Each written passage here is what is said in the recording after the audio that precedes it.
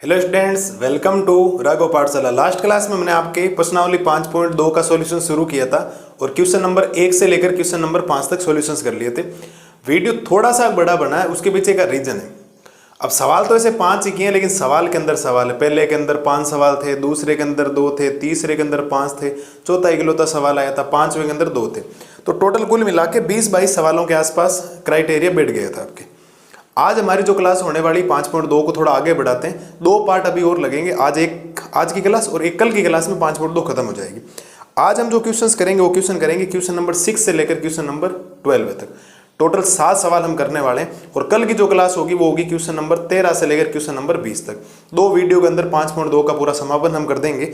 आज की क्लास में भाग कोई नहीं, ऐसा नहीं है कि 7वें के अंदर 2 सवाल आएंगे। एक सवाल इधर का सब जगह, हर सवाल में क्या एक ही सवाल है। तो पहला आपके सामने छठा सवाल लिखा गया है, क्या एपी 11,852 का एक पद -150 है, क्यों?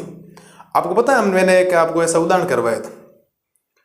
अब ये कह रहा है अगर आप ऐसी एपी लिखते जाएंगे, कम हो रही है। देखो 11 के बाद 8, 8 के बाद 3, 3 के बाद 2, 2 के बाद ऐसे -1 ऐसे -4 आते जाएंगे, क्या उसके अंदर -150 आएगा क्या? अब ऐसे को लिख के चेक नहीं करना है। ऐसा कोई जादू नहीं होगा आपके सामने कि आप फटाफट बता दो कि नहीं हो भी सकता है, नहीं भी हो सकता है। आप क्या निकालेंगे? आप इसके अंदर n की वैल्यू निकालेंगे। किसकी वैल्यू निकालेंगे? n की, क्योंकि a दे रखा है, d आपके पास आ जाएगा और an की वैल्यू तो an बराबर a + n - 1 × d से हम n निकालेंगे। और अगर n की वैल्यू हमारे पास धनात्मक आ गई, क्योंकि n एक प्राकृत संख्या, धनात्मक आ गई तो हो सकता है, ऋणात्मक आ गई तो नहीं हो सकता, पॉइंट में आ गई तो भी नहीं हो सकता। इस बात को ध्यान रखना। चलिए शुरू करते हैं काम को। तो अगर थोड़ा सा आप ध्यान देंगे तो आपके सामने बहुत इजी वे में काम हो जाएगा। पहले मैं आपके सामने एपी लिखता हूँ, इस एपी को सही से लिखते हैं थोड़ा सा। तो आपके सामने एक एपी लिखी हुई है। एपी का प्रथम पद 11 लिखा है, दूसरा पद 8 लिखा है, फिर 5 लिखा है, फिर 2 लिखा, ऐसे ऐसे करके लास्ट के अंदर वो कह रहा है क्या इस एपी के अंदर -150 आएगा या नहीं आएगा। वो तो डिसीजन अब सीधा तो ले नहीं सकते, उसको चेक करने के लिए आप n निकालेंगे। ठीक है सर, क्या साहब पक्की बात है इसका प्रथम पद, इसका प्रथम पद यानी कि a, उसको मैं 11 लिख सकता हूं? बिल्कुल। मैं अगर बात करूं सारवे अंतर की, किसकी बात करूंगा? सारवे अंतर d की। तो सारवे अंतर का मतलब होता है दूसरे पद में से पहला पद घटाना, a2 - a1। ये काम तो फटाफट दिमाग में आ जाना चाहिए। a2 मतलब दूसरा पद कितना, 8 -a1 कितना हो गया, 11। तो d का मान आ जाएगा -11 में से 8 जाएगा तो -3 बचेगा। ठीक है सर। और nवां पद आपको दे रखा है, nवां पद यानी कि उसको an बोला जाता है और वो है -150। और पदों की संख्या आपको निकालनी,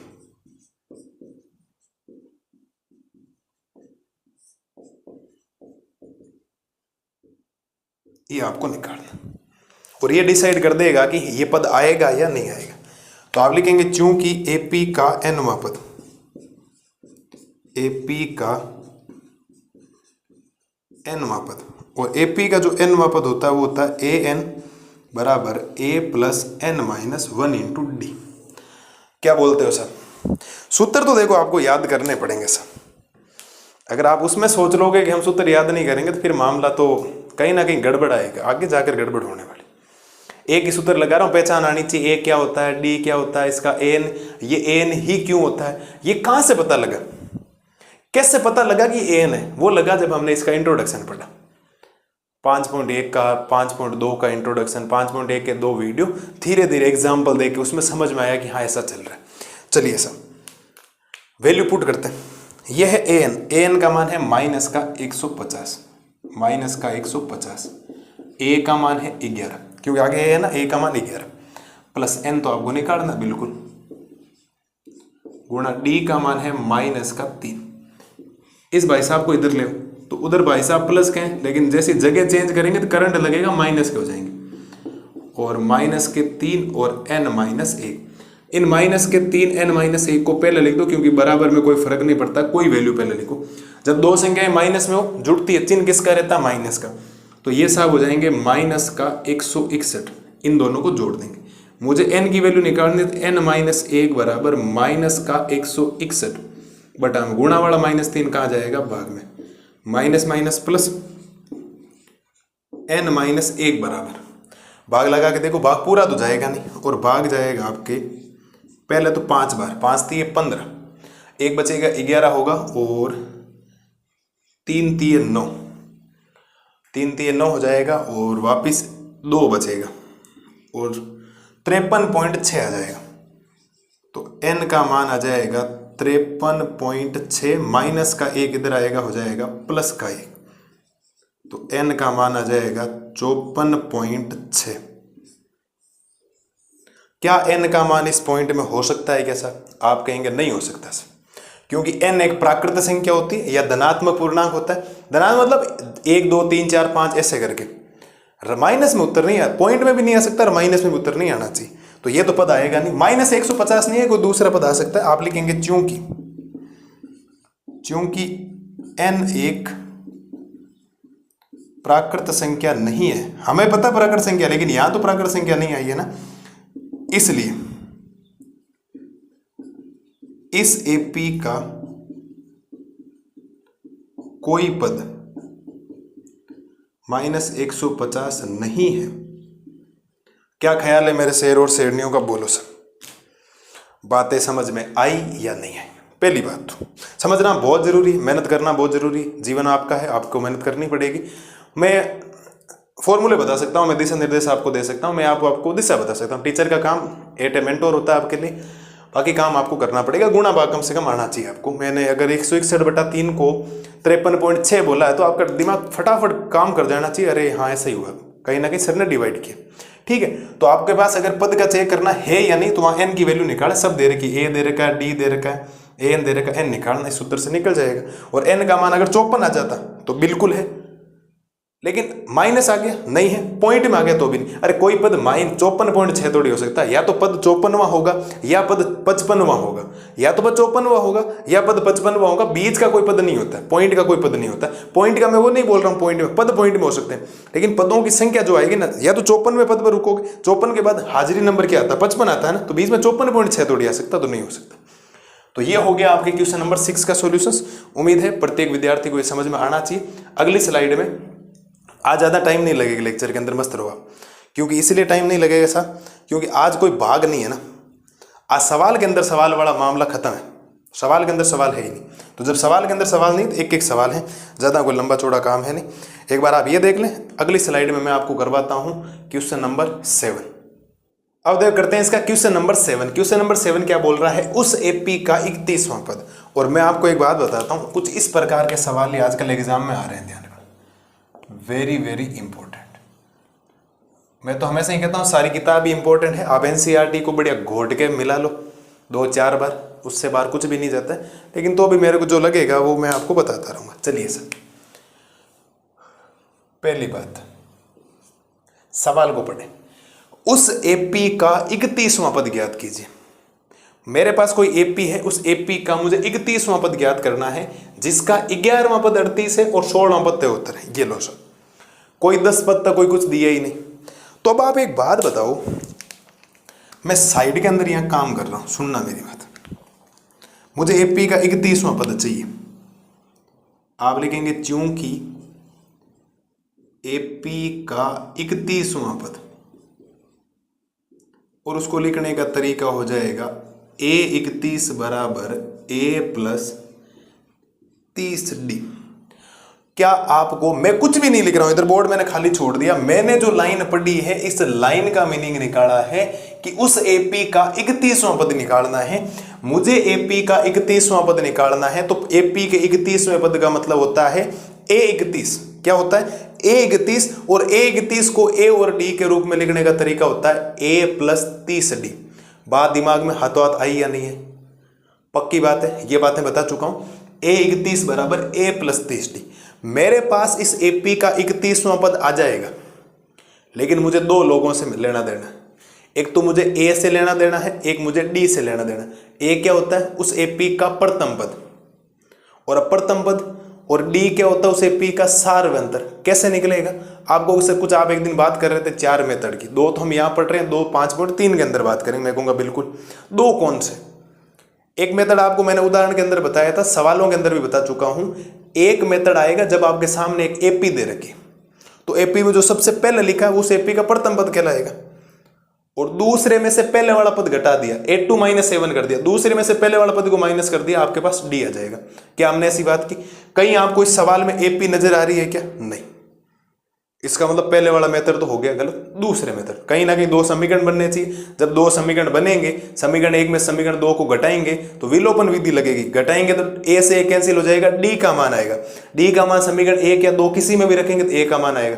कुछ बातें दिमाग में आई या नहीं आई साहब, आ जानी चाहिए, हाथों हाथ रिएक्ट कर जानी चाहिए। तो मुझे ऐसा काम करना बाद की जरूरत है वो तो। चलिए पहले लिखता हूं दिया गया है, जो आप लिखेंगे दिया गया है।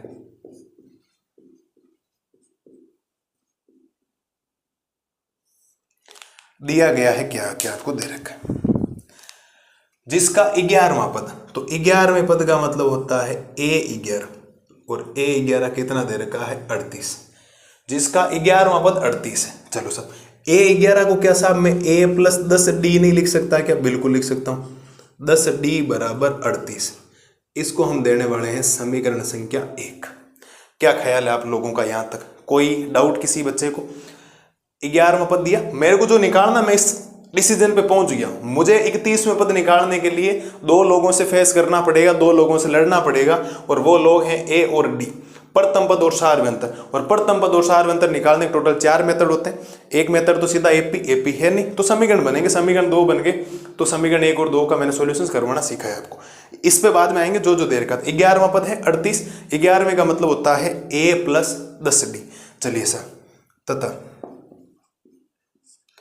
एक दिया 16वां पद, 16वें का मतलब होता है A16 = 73। वो रहा 16 को क्या मैं ऐसा लिख सकता हूं A + 15D = 73, समीकरण संख्या 2।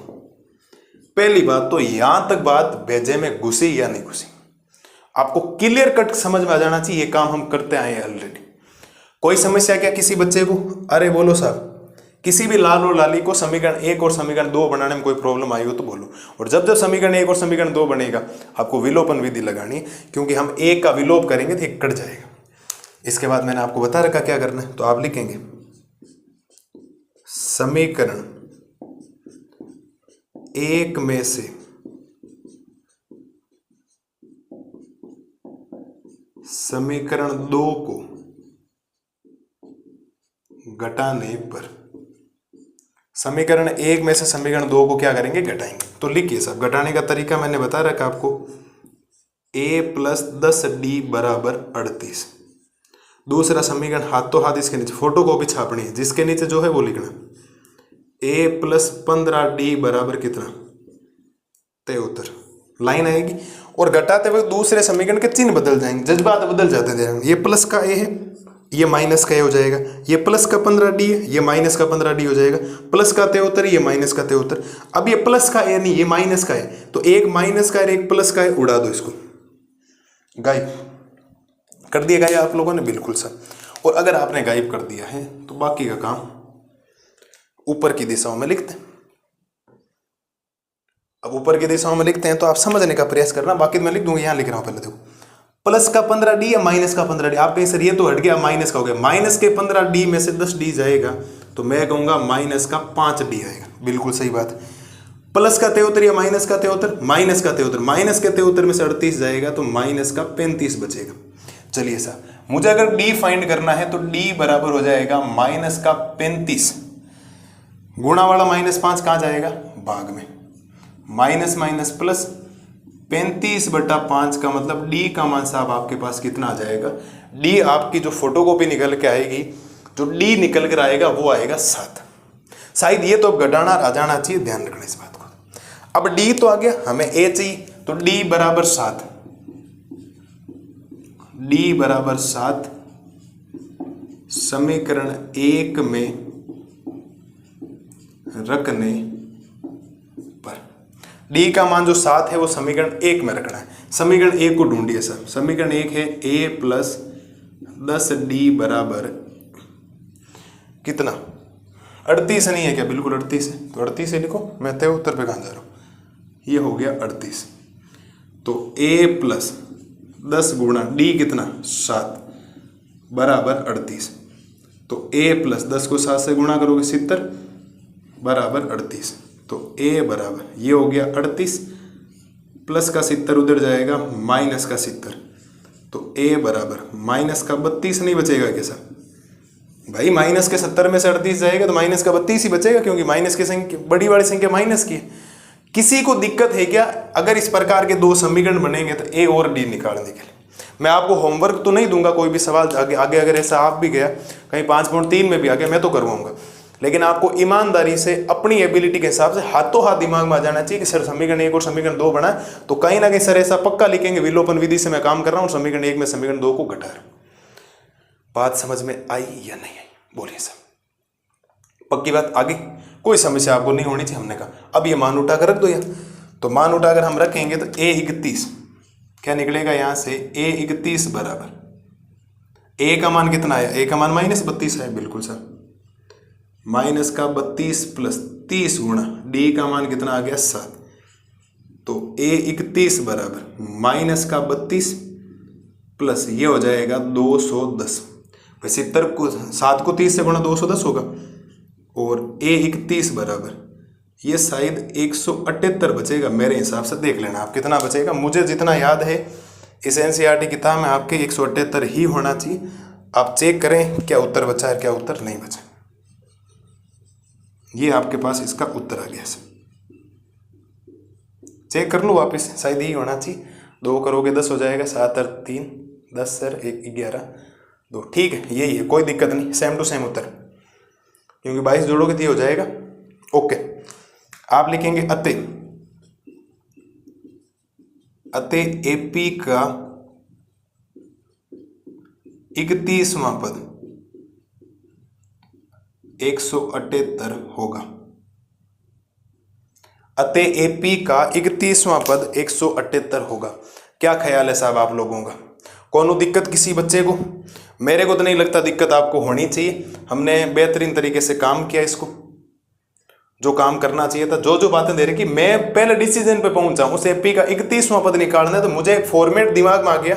A31 की फोटो को भी दिमाग में आ जानी चाहिए कि A31 बराबर A प्लस 30D बिना लिखे आ जाने चाहिए आपके, तब तो तैयारी है लेवल की, वरना कहीं ना कहीं ऊपर ऊपर तैर रहे हो, गोते अंदर गए नहीं हो आप, समुद्र के अंदर ही नहीं जा रहे, ठीक है, ऊपर ऊपर से नहीं तैरना आपको।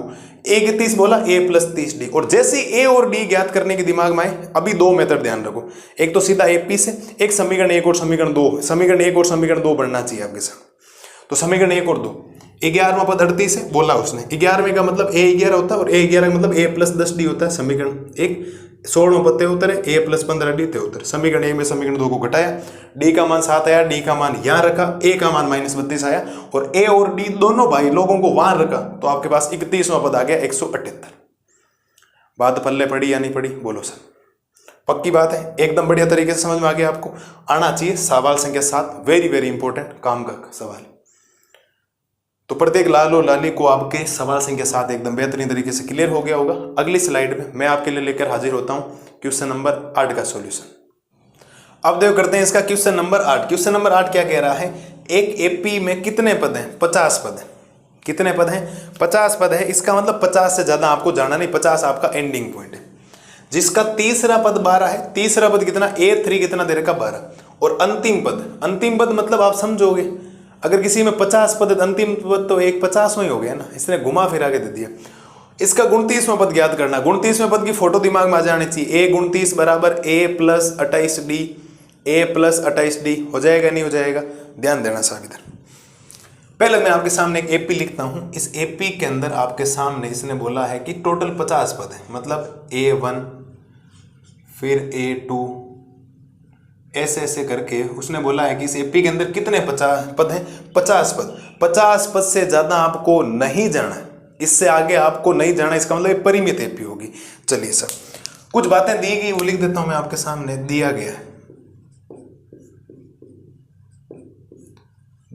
है, और अगर दिया गया है तो एक बात तो आपको बोलिए, तीसरा पद, तीसरे पद का मतलब होता है A3, तीसरा पद है कितना 12, और तीसरे पद का मतलब होता है A प्लस 2D बराबर में 12, और इसको हम देंगे समीकरण संख्या 1 तथा, और अंतिम पद का मतलब हो जाएगा A50 और A50 का मान आपको दे रखा है 106। ध्यान से सुनना साहब, बहुत इंपॉर्टेंट लाइन है। आपने अगर एपी 5.2 और 5.3 के अंदर अगर एपी की भाषा समझ ली ना, आप माहिर हो उसके अंदर, कोई दिक्कत नहीं आएगी। अंतिम पद कैसे, मुझे एक बात बताओ, अंतिम पद यही तो है इसका भाई। इस एपी का अंतिम पद कौन है? A50, क्योंकि इसने बोला एक एपी में कितने पद है? 50। मैं कह रहा हूं 50 से आके जाना ही नहीं आपको, तो सबसे अंतिम में तो कौन बेटा? 50। तो और इसका अंतिम पद ही कितना? 106। तो अंतिम पद तो एक्चुअल में तो A150 हो गया ना, सॉरी A50 हो गया, कितना दे रखा है? 106। और A50 का मतलब A प्लस गुण 50D और बराबर में हो जाएगा 106। समीकरण संख्या 2। यहां तक बोलो पहले तो। खेल सारा भाषा का है, ध्यान रखना।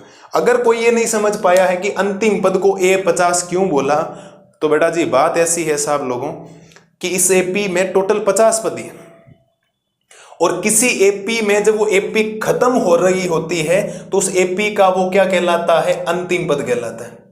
वो उस एपी का क्या कहलाता है? अंतिम पद कहलाता है। तो खत्म कहां हुआ? A50 पर।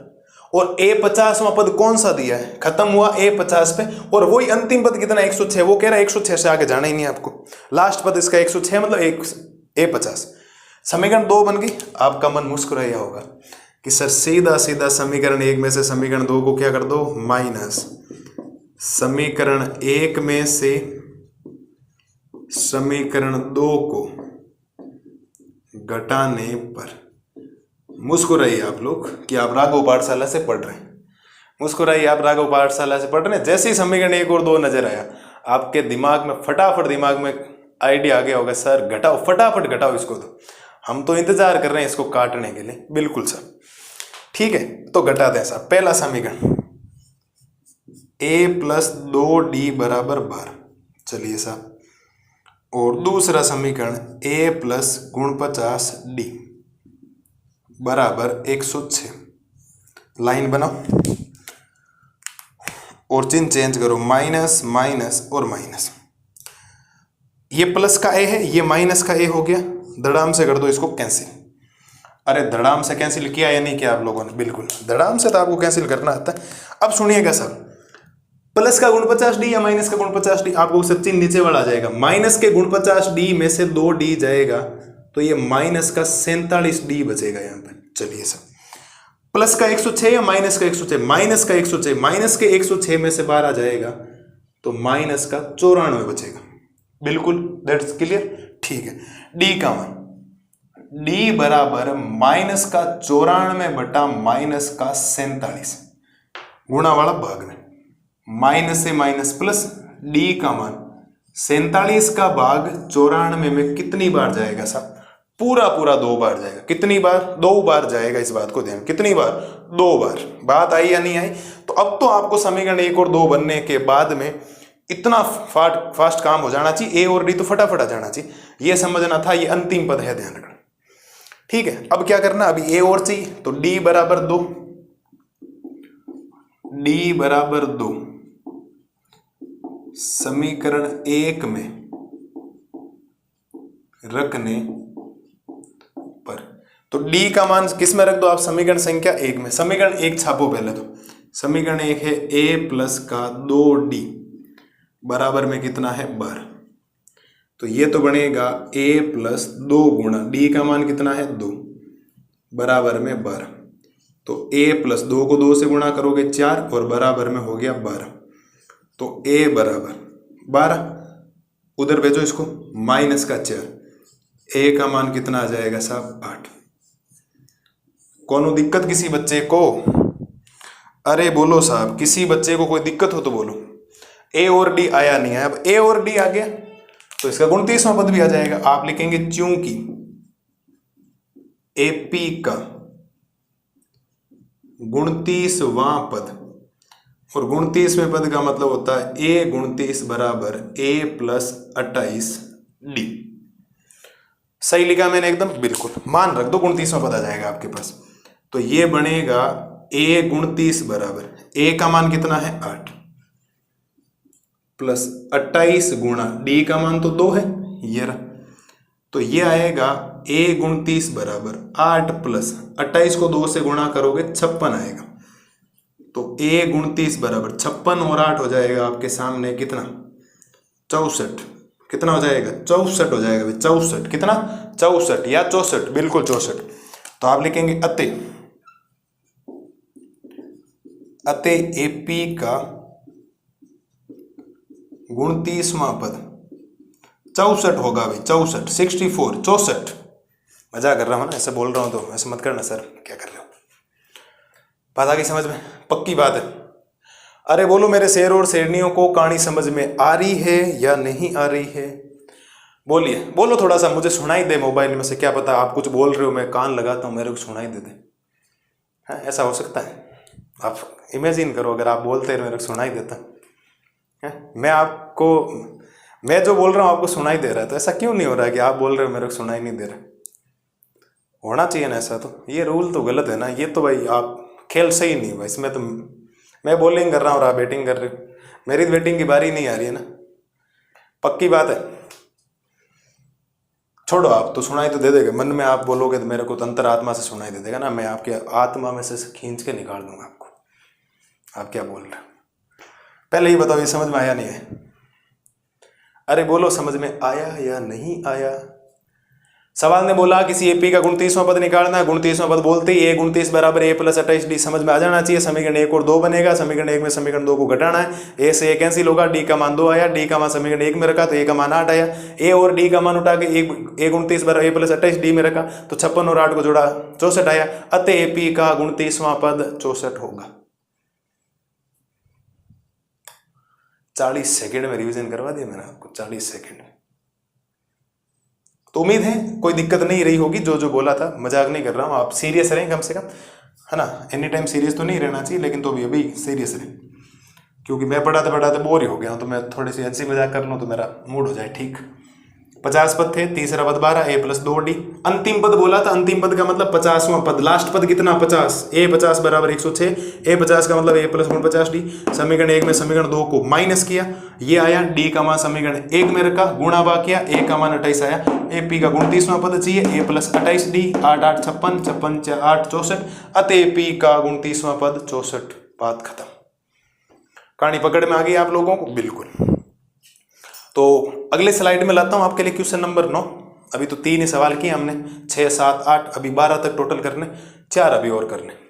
तो एक बार आराम से आप इसका सॉल्यूशंस देखें, बढ़िया तरीके से लिखें। अगली स्लाइड में मिलता हूं क्वेश्चन नंबर 9 का सॉल्यूशंस लेकर। अब देखो करते हैं इसका क्वेश्चन नंबर 9। क्वेश्चन नंबर 9 क्या कह रहा है? यदि किसी एपी के तीसरे और 9वें पद दे रखा है, तीसरे का मतलब a3 और 9वें का मतलब हो गया a9। तीसरे को मैं a प्लस 2d लिख सकता हूं और 9वें पद को मैं लिख सकता हूं a प्लस 8d। 4 और -8, मतलब तीसरा पद तो 4 है और 9वां पद क्या है -8। तो इसका कौन सा पद शून्य होगा? और मैंने आपको बोला था जब कौन सा नाम आएगा इसका मतलब आपको n निकालना, और n का मान दे रखा है। n का मान कितना दे रखा? 0 दे रखा। चलो पहले काम तो जो आपको दे रखा वो काम करते हैं। पहले दिया हुआ लिखते हैं, जो दिया हुआ इसमें आप लिखेंगे दिया गया है।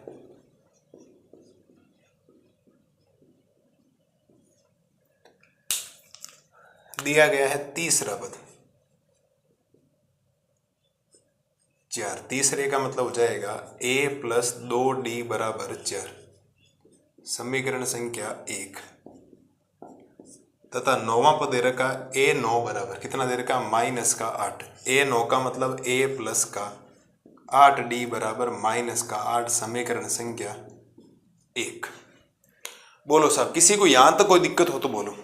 और हाथों हाथ दिमाग में बत्ती जल जानी चाहिए, दिमाग हाथों हाथ रिएक्ट करना चाहिए, दिमाग हाथों हाथ चलना चाहिए कि जब समीकरण 1 और 2 बनेगा, इसका मतलब समीकरण 1 में समीकरण 2 को घटाना है, क्योंकि a और d के बिना काम नहीं चलेगा। इस बात को ध्यान रखना। पहली बात तो ये बताओ, यहां तक कोई समस्या हो तो बोलो। a और d निकालने के लिए क्या करना पड़ेगा आपको? आप लिखेंगे समीकरण 1 में से क्या करना पड़ेगा? समीकरण 1 में से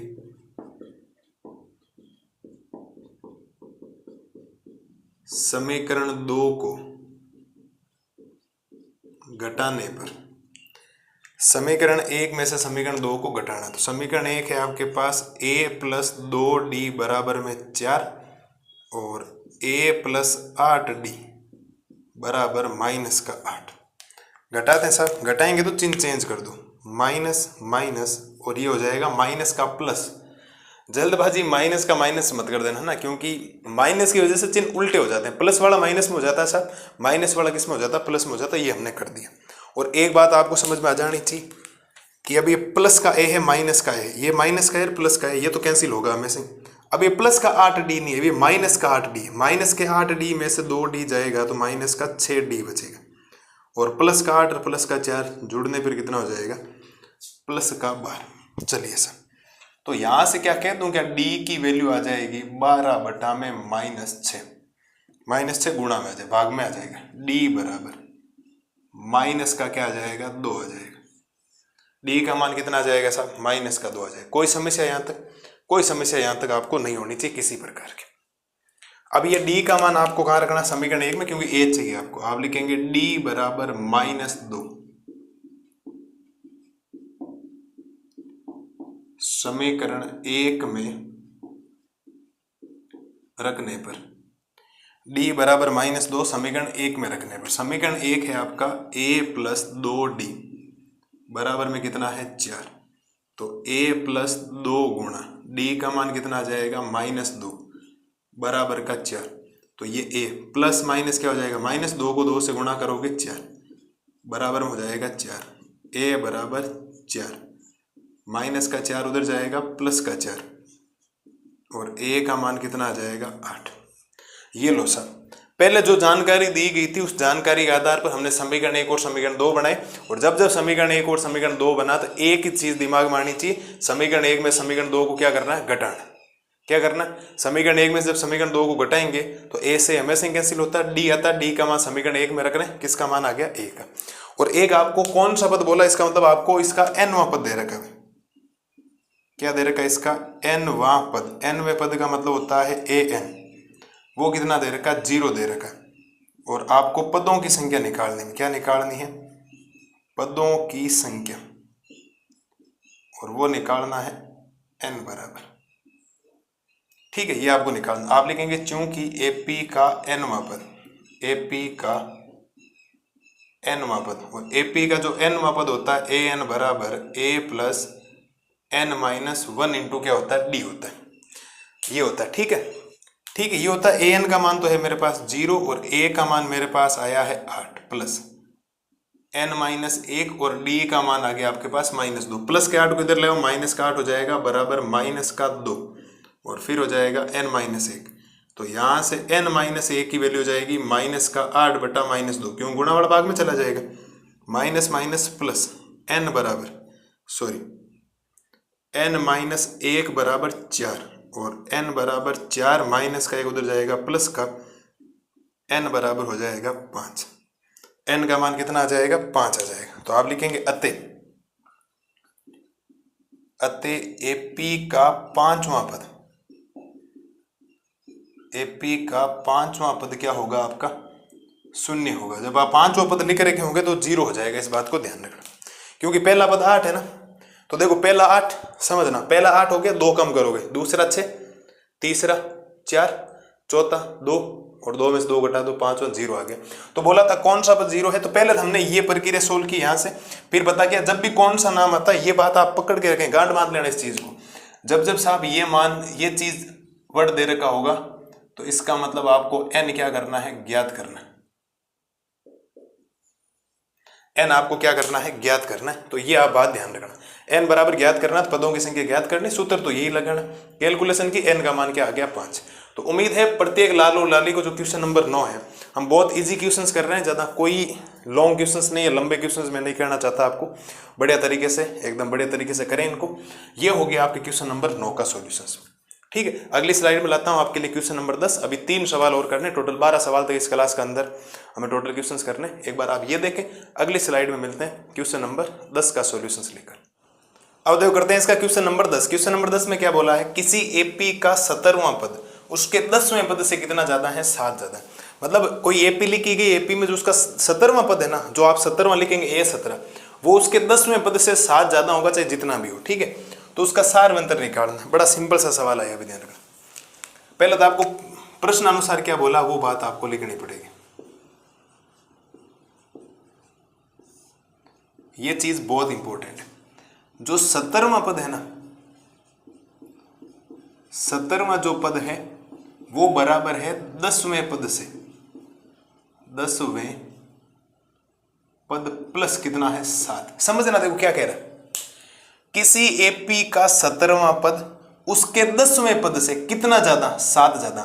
17वां पद उसके 10वें पद से कितना ज्यादा, 7 ज्यादा, तो प्लस आता है। अधिक के लिए प्लस, कम के लिए माइनस, अधिक के लिए प्लस, कम के लिए माइनस, जितना ज्यादा उतना। तो एपी का जो 17वां पद है उसके 10वें पद से कितना ज्यादा है, सब 7। मुझे नहीं लगता किसी भी विद्यार्थी को ये जो लाइन लिखी हुई इससे कोई दिक्कत है। अगर ये लाइन आ गई अब खत्म है प्रश्न, ज्यादा कोई दिक्कत आएगी भी नहीं आपको। कोई समस्या किसी बच्चे को, कोई समस्या नहीं होनी चाहिए। चलो सर, 17वां पद, 17वें पद का मतलब A17, 10वें पद का मतलब A10 और प्लस में 7 है। A17 का मतलब होता है A प्लस 16D, 10वें का मतलब होता है A प्लस 9D और प्लस में 7। समझ रहा, 17वें का मतलब ये, 10वें का मतलब ये। एक ध्यान से सुनना बात थोड़ी सी, A प्लस 16D, प्लस का A इधर आया, माइनस का है, प्लस का 9D इधर आया, माइनस का 9D, बराबर में क्या बचा 7। प्लस का A माइनस का उड़ गया, ध्यान रखना, कट गया ये तो, और कट नहीं था, हमें सार अंतर D चाहिए। अब ये प्लस का 16D है, ये माइनस का 9D है, तो घटाओगे तो ये 7D बचेगा, बराबर में कितना 7। D बराबर गुणा वाला 7 कहाँ चला जाएगा, भाग में। D का मान कितना आ जाएगा 1। D का मान कितना आ जाएगा साहब, 1 आ जाएगा। आप लिखेंगे अतः AP का सार व अंतर, अतः AP का सार व अंतर 1 होगा। अतः AP का सार व अंतर 1 होगा। बोलो सर, कोनो दिक्कत किसी बच्चे को? बड़ा सिंपल सा सवाल आया, कोई मुश्किल काम तो नहीं लगाना किसी को, नहीं होना चाहिए, मुश्किल है ही नहीं। ये बात जिसने समझ ली, 17वां पद 10वें पद से 7 ज्यादा, 17वां पद 10वें पद से 7 ज्यादा, 17वें का मतलब A प्लस 16D, 10वें का मतलब A प्लस 9D प्लस में 7। ये दोनों वैल्यू इधर आई, प्लस की थी माइनस की, minus A plus A cancel, 16D में से 9D गया, 7D बचा, D बराबर 7/7। D का मान कितना आ गया 1। अतः AP का सार में अंतर कितना आ गया आपके पास 1।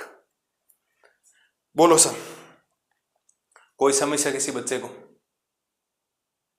कोई समस्या नहीं होनी चाहिए किसी प्रकार की। ये हमने कर दिया इसका 10वां सवाल। बड़ा 1 नंबर का सवाल है, ढंग का ही सवाल है, पूछा जा सकता है, ध्यान रखना, थोड़ा सा रख लोगे ध्यान, पक्की बात है। कोई डाउट आपको नहीं होना चाहिए।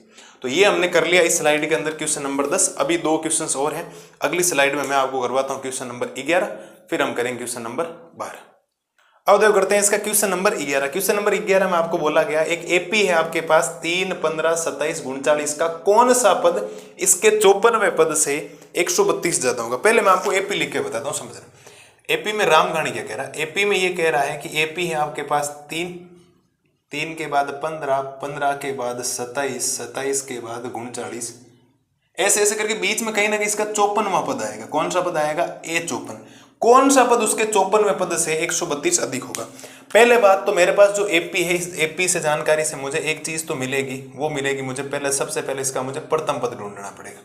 क्या ढूंढना पड़ेगा, प्रथम पद, जिसको A बोला जाता है, और वो हो जाएगा 3, ठीक है। और फिर उसके बाद मुझे इसका ढूंढना पड़ेगा सार्व अंतर, और सार्व अंतर D बराबर A2 माइनस क्या होता है, A1 होता है।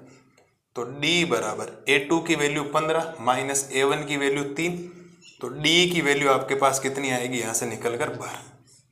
मुझे नहीं लगता यहां तक किसी बच्चे को कोई समस्या हो, क्योंकि ये तो एक बेसिक काम है जो आपको एपी में मैंने सिखा रखा है, प्रथम पद निकालना और उसका सार्व अंतर निकालना, ठीक है। अब प्रश्न अनुसार एक जो बात बोली गई है ना, वो बहुत इंपॉर्टेंट है, ध्यान रखना। प्रश्न अनुसार इसने बोला है कि कौन सा पद, कौन सा मतलब n निकालना। मैंने आपको पहले वाला भी सवाल में बताया था, आपको बताओ जब जब नाम आया कौन सा पद, इसका मतलब आपको n बराबर क्या करना है, ज्ञात करना है। n बराबर साहब क्या करना है, आपको ज्ञात करना है।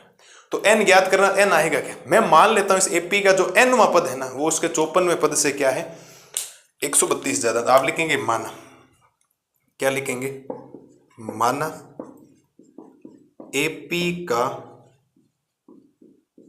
nवां पद, और एपी का nवां पद क्या होता है, an। जो एपी का nवां पद है इसके 54वें पद से कितना ज्यादा होगा, 132 ज्यादा होगा। ये बात आपको क्लियर समझ में आ जानी चाहिए। कौन सा पद बोला है मेरे को कोई समझ में नहीं आएगी, कौन सा पद है इसके बीच में, इसके पीछे आएगा, इसके आगे आएगा, आई डोंट नो, मेरे को बिल्कुल भी पता नहीं उसके बारे में। तो मैंने एक तरीका सोचा कि मैं मान लेता हूं इस एपी में पक्का nवां पद तो होगा कहीं ना कहीं। nवां मतलब समझते हो, वो 65वां पद हो सकता है, 70वां हो सकता है, 55वां तो नहीं होगा, 55वां हो सकता है, वो 50वां हो सकता है, तो वो n ही होता है, तो वो nवां पद हो गया। तो मैंने मान लिया एपी का जो nवां पद है इसके 54वें पद से कितना ज्यादा है, 132। कौन सा पद, यानी nवां पद इसके 54वें पद से 132 जाता है। अब मेरे को ये चीज पता है कि जो एपी का nवां पद होता है उसका सूत्र होता है a प्लस का n-1 इंटू डी बराबर a 54 को लिखने का तरीका हो जाएगा a प्लस 53d और प्लस में हो जाएगा 132। मुझे नहीं लगता यहां तक कोई समस्या है, आपको कोई समस्या नहीं। तो मैं कह सकता हूं प्लस का a कैंसिल हो गया। किसी के दिमाग में ये नहीं आना चाहिए सर ये कैसे कैंसिल हो गया, एक तो प्लस का एक माइनस का होना चाहिए। आप इमेजिन करो जब बराबर का चिन्ह है ना तो सेम चिन्ह वाले चीजें करती है। क्यों, क्योंकि जिस दिन ये प्लस का जो आपको दिखाई दे रहा है वो उठकर इधर आता तो माइनस का ए नहीं होता भाई, प्लस का ए इधर आता माइनस का होता, तो प्लस का ए माइनस का ए क्या हो जाता, कैंसिल हो जाता बिल्कुल।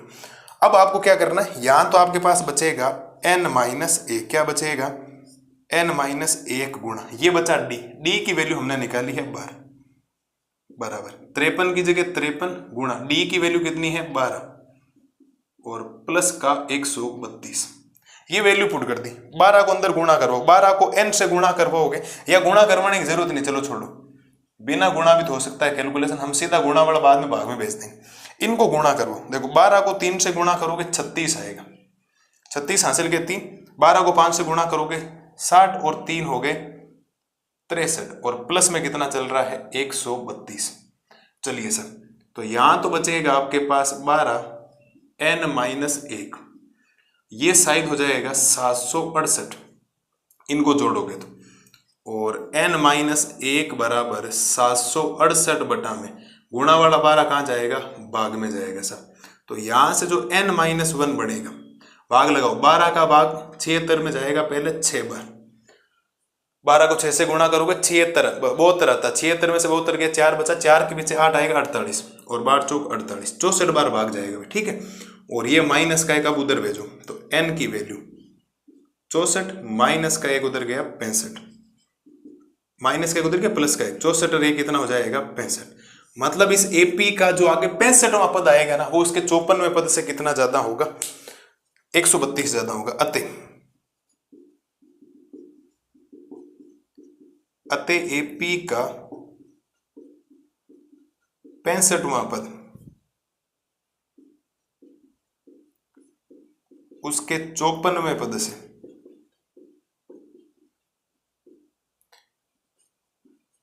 132 अधिक होगा। मैं समझा रहा हूं पूरा, एक बार वापस, चिंता मत करो, केवल बेसिक कैलकुलेशन की है ज्यादा, तो माता बची वाला काम आपको दिखाई नहीं देगा। एक पहले साहब आपके पास एपी थी, हाँ कोई दिक्कत नहीं, मैं इसको मिटा देता हूँ एक बार। ये आपके पास एपी है, जब जब हमें एपी मिलती है हम कुछ इस प्रकार की जानकारी हमें पता है, हमें प्रथम पद मिलता है, सारवंतर मिलता है a2 - a1 करने से। अब प्रश्न अनुसार बोला है कि कौन सा पद, उसका 50वां पद या 60वां पद या 65वां पद या 70वां पद, उसका कौन सा पद इसके 54वें पद से 132 होगा। और जब आपको पता नहीं होता कौन सा, हम मान लेते हैं उसका nवां पद। तो प्रश्न अनुसार माना एपी का जो nवां पद है, एपी का जो nवां पद है उसको ANC लिखा जाता है, ये बात पक्की। एपी का जो nवां पद है वो उसके 54वें पद से 132 ज्यादा है, 54वें पद से 132 ज्यादा का मतलब प्लस में करना, और nवां पद का सूत्र यही होता है, 54 का मतलब ये हो गया, ये 132, और ये एक कैंसिल होगा, बिल्कुल डरने की जरूरत नहीं। जब बराबर में सेम चिन्ह दिखाई दे, ए है तो ए से कटेगा, क्यों, क्योंकि प्लस का ए जिस दिन इधर आएगा माइनस का ए होगा, प्लस का इधर आएगा माइनस का ए, प्लस का ए कैंसिल, n-1 सेम, डी का मान मैंने 12 निकाल रखा है, 53 गुणा डी का मान 12 प्लस 132, इनका गुणा 636 आया वो देखो, और प्लस का 132 किया, इनका जोड़ ये आ गया, गुणा वाला भाग में भेजा, इसका भाग इसमें गया 64 बार, माइनस एक उधर गया प्लस, तो 65 आ गया। अतः एपी का जो 65वां पद है, इस एपी के 54वें पद से 132 ज्यादा होगा। आपको ऐसा कोई चेक नहीं करना है कि आप लिख के चेक करो 54वां पद क्या आएगा, फिर उसके 65वें पद पर जाओ, बीच में गैप देखो क्या 132 के है क्या, ये बच्चों वाले काम मत किया करो। आगे एपी से मतलब सही है, कोई दिक्कत आपको नहीं आएगी। तो ये हमने कर दिया आपके क्वेश्चन नंबर 11 का सॉल्यूशन। मजा आया नहीं आया आपको? क्वेश्चन ढंग का क्वेश्चन है ना। अब एक क्वेश्चन आया है, अगला है जो 12वां क्वेश्चन, लास्ट क्वेश्चन बचा हमारी आज क्लास का, फिर हमारी क्लास एंड हो जाएगी। और बाकी के जो 7 सवाल हैं, 8 सवाल 13 से लेकर 20, वो हम कल की क्लास में कर लेंगे। एक क्लास में टाइम लगेगा, ज़्यादा लगेगा भी नहीं उसमें, ठीक है। तो ये हो गया आपके क्वेश्चन नंबर 11 का सॉल्यूशन। उम्मीद है आपको बढ़िया तरीके से समझा। ये समझना जरूरी था, बाकी कैलकुलेशन है केवल, ठीक है। एक बार आप ये करें, अगली स्लाइड में मैं आपको करवाता हूँ क्वेश्चन नंबर 12। अब देखो करते हैं इसका क्वेश्चन नंबर 12। और क्वेश्चन नंबर 12 आज की क्लास का आपके लास्ट क्वेश्चन से। क्वेश्चन ने क्या बोला है, दो समांतर श्रेणियों का सार व अंतर समान है। ये लो सर, अभी तक तो हमने समांतर श्रेणी एक ही पढ़ी थी, लेकिन आपको दो समांतर श्रेणियां दे रखी है। अब जब दो दे रखी है ना, तो सेम नहीं हो सकती, उसका प्रथम पद सेम नहीं, हाँ सार व अंतर हो सकता है। मैं आपके सामने एक एग्जाम्पल लिखता हूँ, सपोज दैट ऐसे ही भी एपी हो सकती है। देखो आपने एक एपी लिखा, सपोज दैट 1 3 5 ऐसे ऐसे करके, एक आपने एपी लिखी 2 4 6 ऐसे ऐसे करके लिखी। अब ध्यान से देखो, इसका प्रथम पद कितना है 1, इसका प्रथम पद कितना 2, अलग अलग है।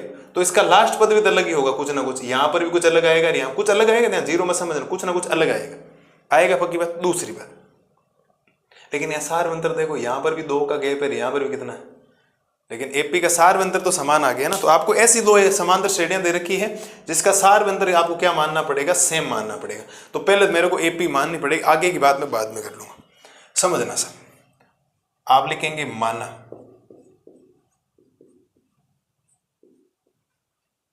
AP1, क्या मानेंगे आप, AP1। अब एपी आपके पास जो जनरल एपी होती है वो मान लें आप। ए होता है, ए के बाद A2 आता है, फिर A3 आता है, ऐसे ऐसे करके लास्ट में क्या आता है, AN आता है। अरे बोलो साहब, ये एपी नहीं मानी क्या हमने? अरे बोलो, ये एपी नहीं मानी क्या अभी हमने? ऐसे यही तो एपी होती। चलिए साहब, इसका प्रथम पद बोलो। तो आप कहेंगे सर इसके प्रथम पद में क्या दिक्कत है? इसका प्रथम पद तो सीधा सीधा ए ही आएगा। हाँ, A1 और A एक ही बात होती है, ध्यान रखना, ठीक है। आप A1 भी मान लो। और ये पहली एपी थी, इसका सार अंतर भी। चलो एक काम करते हैं, सार अंतर तो वैसे भी दोनों का सेम है, तो मुझे शायद अलग अलग लिखने की जरूरत नहीं पड़ेगी। चलिए, आपने एपी मान लिया, अब AP2 मानता हूं पहले आपके सामने, फिर बाद में बात करेंगे।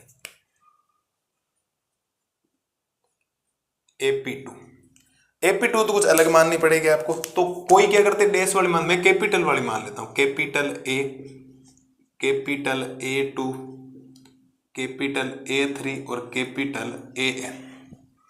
शायद यहां तक कोई दिक्कत नहीं। मेरे को दो एपी माननी है, लेकिन दोनों एपी है अलग अलग। उसका अंतिम पद समान नहीं हो सकता, उसका तीसरा पद भी समान नहीं होगा, क्योंकि आप देख लो 1 3 5 विषम संख्या चल रही है, 2 4 6 सम संख्या चल रही है, तो उसका कोई भी पद समान तो होगा नहीं, कभी नहीं होगा। लेकिन सार अंतर तो समान है ना। तो आपको कुछ ऐसी एपी माननी है जिसका सार अंतर समान, लेकिन हम पद हमारे पास दे ही नहीं रहेगा, तो हमने ऐसे ही मान ली। तो एक तो एपी जो हम जनरल पढ़ते हैं ये, लेकिन दूसरी में ये थोड़ी मान सकता हूं, फिर तो समान कैसे, समान ही हो गया फिर तो दोनों, केवल सार अंतर समान, दोनों एपी समांतर नहीं। तो आपने कैपिटल वाली बोल दी, कोई दिक्कत नहीं। लेकिन इन दोनों में एक खास बात है, इन दोनों में खास बात यह है कि दोनों का सार अंतर समान है। दोनों का सार अंतर क्या मान लिया मैंने, D, और कोष्ट D होता है। वैसे दोनों का सार अंतर बराबर D, बराबर में क्या है, D है। वरना केवल बराबर लिखो तो भी ठीक है, ज्यादा कोई मुश्किल वाला काम तो है नहीं। आपको अगर आप ये एपी लेंगे तो भी आपको सार अंतर D लेना है, ये एपी लेंगे तो भी आपको सार अंतर D लेना है।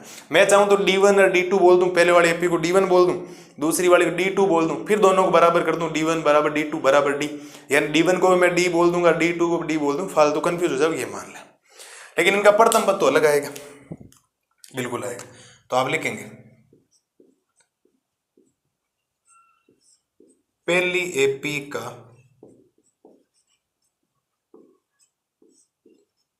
प्रथम पद A,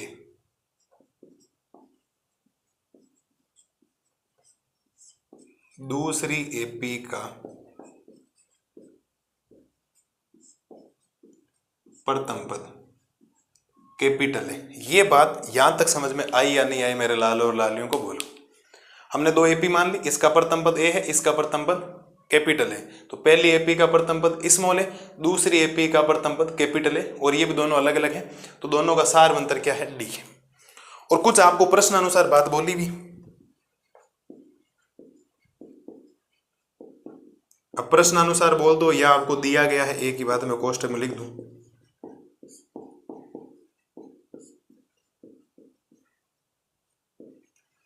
प्रश्न अनुसार यानी कि दिया गया। सवाल में क्या दिया गया है, यदि 1000वें पदों का अंतर, पहली बात तो ये बताओ इस एपी का 1000वां पद स्मॉल ए से ही तो गुजरेगा और ए 1000 का मतलब होता है स्मॉल ए 1000, लेकिन इसका तो कैपिटल ए 1000 होगा, बिल्कुल सर। और उनका जो अंतर है वो कितना आ जाएगा 100। ये बात वेरी वेरी इंपॉर्टेंट है, ये समझ लिया इसका मतलब सवाल खत्म है। समझना सब क्या कह रहा है, प्रश्न अनुसार बोल दो या दिया गया ये है कि यदि इनके 100वें पदों का अंतर, मतलब इस एपी का कोई ना कोई 100वां पद आएगा, इस एपी का भी कोई 100वां पद आएगा, जब आप उन दोनों को अंतर करोगे घटाओगे तो उत्तर कितना देगा वो 100 देगा। यदि इनके 100वें पदों का अंतर 100 है तो इनके 1000वें पदों का अंतर क्या होगा। ज्यादातर मैक्सिमम बच्चे क्या सोच लेते हैं, दिमाग में माइंड सेट ऐसा बिठा लेंगे कि अगर इनके 100वें पदों का अंतर 100 है तो 1000वें का भी क्या पता 1000 ही आएगा, 2000वें वाले का भी क्या आएगा 2000। कृपया करके ऐसा कुछ भी दिमाग में ख्यालात ना लाएं, जब तक सवाल खत्म नहीं होता तब तक आप कुछ भी नहीं बोल सकते। हाँ बोला है कि इनके 100वें पदों का अंतर 100 है तो 1000वें पदों का अंतर कितना होगा, तो कोई 1000 नहीं होगा। 100वें पद का अंतर 100 है तो 1000वें का 1000 अंतर आना कोई जरूरी नहीं है, ध्यान रखना, ठीक है। तो प्रश्न अनुसार दिया गया क्या है, इनके 100वें पद। एक बात बताओ A1 A2 A3 स्मॉल वाले बात कर रहा हूं, A3 A4 ऐसे डॉट डॉट करके कहीं ना कहीं आप A1000 पे A100 पे पहुंचोगे बिल्कुल, और इसमें कैपिटल A100 पे पहुंचो, दोनों का अंतर कितना हो गया 100। बोलो साहब यहां तक कोई दिक्कत आपको नहीं होनी चाहिए। अब किसी भी एपी का जो पद लिखा जाता है ए और डी में कैसे लिखा जाता है, ये A100 लिखा है, क्या इस A100 को A+99 डी नहीं लिख सकता है, पक्की बात है। इस 100 का मतलब A+99 डी होगा या नहीं होगा, ये बात तो बताइए। 10वां बोलता तो A+9 डी, 21वां बोलता तो A+20 डी, 27वां बोलता तो A+26 डी, राइट बात है बिल्कुल। और डी क्यों लिया, क्योंकि दोनों का सार अंतर डी माना है। फिर बीच में देखो बड़ा सा एक माइनस है, ये लो सब, और माइनस आते ही आगे ब्रैकेट बनाओ, इसको क्या लिखा जाएगा, इसको लिखा जाएगा कैपिटल A+99 डी और बराबर में कितना 100। बात समझ में आई या नहीं है पहले समझ लो। इस 100वें पद का मतलब इसका प्रथम पद ए होगा, प्लस 100वें का मतलब 99 डी होता है, पहले का डी माना, माइनस इस एपी के लिए इसका प्रथम पद कैपिटल ए होगा प्लस 99 डी, क्योंकि दोनों का सार अंतर तो मैंने सेम मान रखा। ये थोड़ा सा सोल्व करो इसको, तो A+99 डी, ये माइनस अंदर जाएगा तो माइनस का ए हो जाएगा, माइनस को प्लस से गुणा करोगे माइनस आएगा, और ये बनेगा 99 डी बराबर आ जाएगा 100। प्लस का 99 डी माइनस का 99 डी कैंसिल, तो यहां तो बचा small A minus capital A बराबर 100। अब इससे आगे सोल्व होगा नहीं, मैं इसको यहीं ब्रैकेट बंद कर दूं और इसको दे दूं समीकरण संख्या 1। पहली बात तो यहां तक प्रत्येक लालो लाली को बात समझ में आई या नहीं? जनरल क्वेश्चन से, बेसिक सा क्वेश्चन से, फंडामेंटल्स आने चाहिए आपको। आपके पास दो समांतर श्रेणियां माननी पड़ेगी। तो पहले समांतर श्रेणी मैंने स्मॉल वाली मानी, तो small A1 comma small A2 comma small A3 dot dot करके स्मॉल AN तक। लेकिन समांतर श्रेणियां दो है, दूसरी क्या सेम तो मान नहीं सकता, तो दूसरी मुझे अलग माननी पड़ी। मैंने बोल दिया capital A1 comma capital A2 comma capital A3 dot dot capital AN तक। ये A1 और ये AA की बात होती है। लेकिन इसने किताब ने बोल दिया कि सार्वंतर क्या इसका बराबर है, तो दोनों का सार्वंतर बराबर डी। मैंने दोनों की मान लिया कि अगर इसका सार्वंतर मैं लूंगा तो भी मैं उसके पीछे डी लगाऊंगा, इसका सार्वंतर लूंगा तो भी मैं वो डी लूंगा। मैंने दोनों को सेम बोल दी, ठीक है सर। लेकिन जब मैं पहली एपी के प्रथम पद पर आया तो मेरे पास स्मॉल ए दिखाई दिया, दूसरी एपी के प्रथम पद पर आया तो मुझे कैपिटल ए दिखाई दिया, और प्रश्न अनुसार यानी कि मेरे को जो बात दी गई है उसके ऊपर आया, जिसने बोला इनके 1000वें पद। एक बात बताओ, इस एपी में कहीं ना कहीं चलोगे तो यहीं तो 100 रखोगे, तो यहाँ ए होगा, एन की जगह बोला उसने 100वें पद। इसमें अगर आप रखोगे, देखो समझना, इसमें कहीं ना कहीं रखोगे तो कैपिटल एन की जगह आपने 100 रख दिया, तो इसका 100वां पद स्मॉल ए 100 है, इसका 100वां पद कैपिटल ए 100 है, और दोनों का अंतर, इनके 100वें पदों का जो अंतर है, अंतर का मतलब माइनस, वो कितना दे रखा है 100। तो इसको लिखने का तरीका क्या होता है, A+99 डी, क्योंकि मैंने इसको ए ही माना, क्योंकि 100वां पद कैसे लिखा जाएगा, ऐसे तो लिखा जाएगा A+99 डी। और इसको क्या लिखा जाएगा, इसको लिखा जाएगा कैपिटल A+ का 99 डी, क्यों? क्योंकि दोनों जगह डी तो मेरे को सेम लेना है, क्योंकि मैंने मान लिया ऑलरेडी। लेकिन इसका प्रथम तो अलग होगा ना, और 100वें को 99 में डी लिखा जाता है, एक डी कम सोचना, ये बात तो हम बहुत डिटेल सोल्व कर चुके हैं। इसका मतलब हो गया a प्लस 99 डी, फिर माइनस, क्योंकि माइनस जब जब आता आगे ब्रैकेट, कैपिटल A 100 का मतलब हो जाएगा capital A plus 99 D, minus अंदर भेजो तो प्लस का माइनस, प्लस का माइनस, प्लस का 99 डी, माइनस का 99 डी, खलास, a में से a गया, 100 बच गया। चलिए सर, ज्ञात क्या करना है? 1000वें पदों का अंतर समझना सर। 1000वें पद का मतलब समझना। अगर मैं इसके 1000वें पद पर जाऊंगा तो a की जगह a रहेगा, और मैं चाह रहा हूं कि n की जगह मैं कितना रखूं? 1000। तो ये लो साहब इसका 1000वां पद। और ये इस पे अगर 1000वें पे जाऊंगा तो कैपिटल A और n की जगह 1000वें, और अंतर पूछा गया, इसका मतलब माइनस। ये मेरे से पूछा गया। बोलो सब, कौन समस्या किसी बच्चे को यहां तक? अगर यहां तक कोई समस्या हो तो आप सोचें कि आपको विचार करना चाहिए, क्या करना चाहिए। मुझे 1000वें बोला है तो मैं इस पे 1000वां निकालूंगा तो a1000, इसका 1000वां निकालूंगा कैपिटल A 1000, ये 1000, इनका अंतर आपको निकालना। चलिए सर, अब इसको लिखने का तरीका आ गया। अब लिखने का तरीका भी जैसे ये लिखा था, इसको कैसे लिखा जाए? इसको लिखा जाएगा साहब स्मॉल a प्लस 1000 का मतलब हो जाएगा 999 D, minus capital A plus 999 D. ये बात आपको समझ में आई या नहीं? बोलो भाई, इसका मतलब क्या होगा? इस चीज का मतलब होगा ये बड़ा स्मॉल a प्लस 999 डी, फिर माइनस a 1000 का मतलब क्या होगा? Capital A plus 999 D. चलिए सर, तो मेरे पास जो उत्तर आएगा वो आएगा small a 1000 minus capital A 1000, तो a प्लस 999 डी, माइनस जाएगा, चिन्ह चेंज कर देगा, माइनस का a और माइनस का 999 डी, प्लस का 999 डी, माइनस का 999 डी, उड़ गया, ध्यान रखना। तो small a 1000 minus capital A 1000, यहां तो बचा स्मॉल a, माइनस का क्या बचा? Capital A। तो ये बचेगा A 1000 माइनस का कैपिटल A 1000। इसकी वैल्यू है क्या आपके पास? बिल्कुल, इसकी फोटो कॉपी के सामने कितना? 100 है। लो सर,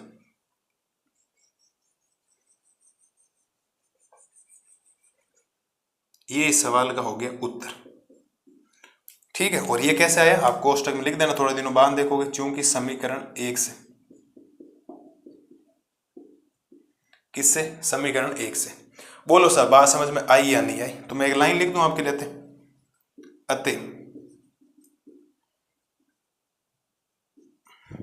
अतः दोनों एपी है ना, एक एपी नहीं, दोनों नाम लिखना पड़ेगा, दोनों है तो दोनों लिख देते। अतः दोनों एपी के 1000वें पदों का अंतर 100 होगा। क्या ख्याल आप लोगों का? ख्याल अच्छे हैं नहीं? आपके हालचाल बच्चे होने चाहिए, क्योंकि सवाल इतने बड़े आ रखे हैं, फिर हालचाल अच्छे क्यों नहीं होंगे आपके? क्या लाजवाब सवाल है या नहीं? बोलो। बहुत खतरनाक भाषा लिखी है मैंने आपके लिए। सब खेल बेटा जी भाषा का है। भाषा आ गई, जिसको लैंग्वेज समझ में आ गई, जिसको फॉर्मूले याद है, जिसको कंसेप्ट याद है, आपको सिर्फ फिर बचा गया तो कुछ भी बचाना ही तो नहीं है ना। आपको तो अपना 100% लगाना पड़ेगा, फिर ही तो मेहनत होगी, ऐसा थोड़ी होगी। ठीक है, तो इसके 100वें पदों का अंतर भी 100 है, और 1000वें पदों का अंतर भी कितना है? 100। तो वह मत रखना कि 100वें पदों का अंतर 100 होगा तो 1000वें का 1000 होगा, वह निकल गया होगा शायद प्रत्येक बच्चे का। तो ये है 100वें पदों का अंतर भी 100 और 1000वें पदों का अंतर भी कितना? 100 आया। थोड़ा ध्यान रखना, यहां देखो जरूरत पड़ी स्मॉल a माइनस कैपिटल है, तो small a minus capital A की जगह सीधा मैं कितना लिख सकता हूँ? 100। तो इस पूरी की वैल्यू कितनी है? 100, तो मैंने 100 लिख दिया। तो 1000वें पदों का, ये समीकरण 1 से लिखा है, अतः दोनों एपी के 1000वें पदों का अंतर कितना होगा? 100 होगा। इस बात को ध्यान रखें। तो उम्मीद है आपको बात समझ में आई होगी। पहले का 1000 है, दूसरे का 100 है, तो अलग अलग एपी आपको 2 माननी पड़ेगी, इस बात को ध्यान रखना। आगे एक सवाल और है आपके, ऐसा तो नहीं कहूँगा, वहाँ तो 2 एपी आपको दे रखी है, और वो है आपके सवाल संख्या 15। वहाँ दोनों का सार अंतर भी बराबर नहीं, अलग अलग है, लेकिन कर लेंगे, कोई दिक्कत नहीं, हमें कोई परेशानी नहीं है ना, हम ऐसे झूठा फंसने वाले ही नहीं। हमें तो जो सवाल कहेगा उसके अकॉर्डिंग चलते जाएंगे और हम उत्तर निकालेंगे अपना, कोई दिक्कत नहीं आएगी अपने। तो इसी सवाल के साथ आज की क्लास को मैं खत्म करता हूँ। मस्त रहिए, स्वस्थ रहिए और बढ़िया तरीके से रिविजन करते रहिए। 5.2 एक लेक्चर और बचा, 13 से लेकर 20 तक, कल की क्लास में उसको भी खत्म कर देंगे। तब तक आपका काम है आज के टोटल 7 सवाल, 6 से लेकर मैंने कितने करवाए हैं 12 तक, टोटल 7 सवाल करवाए। डंग के सवाल हैं 2-4, उनको करें। मस्त रहिए, स्वस्थ रहिए, थैंक यू।